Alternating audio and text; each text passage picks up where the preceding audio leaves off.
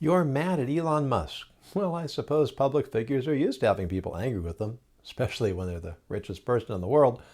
Are you upset that he bought Twitter? Of course you are. And why is that?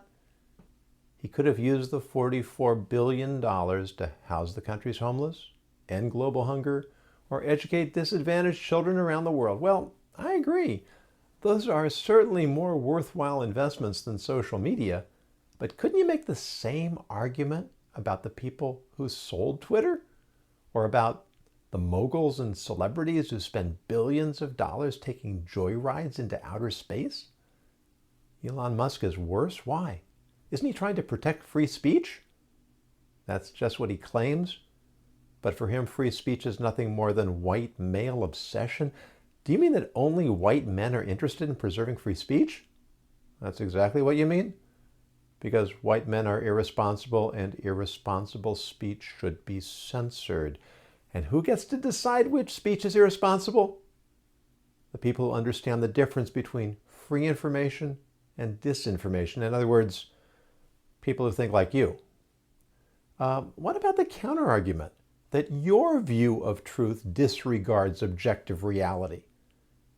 That argument proves they're wrong.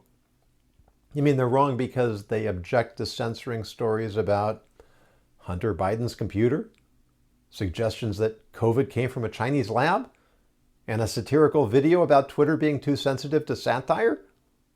Those were exceptions to the rule. I'm confused. You're a national correspondent for the nation's most prominent news magazine. Shouldn't you be defending free speech? You are. You can only keep speech free by silencing people who misuse it. So when Twitter bans voices it considers irresponsible, that's protecting free speech. And when Elon Musk wants to allow all voices to use the platform, that's censorship?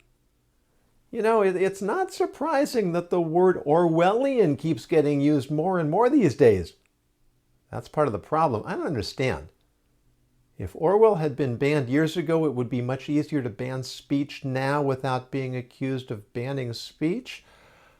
I don't know what to say to that. It's better that way. What do you mean? If I don't say anything, then you won't have to ban me for saying it.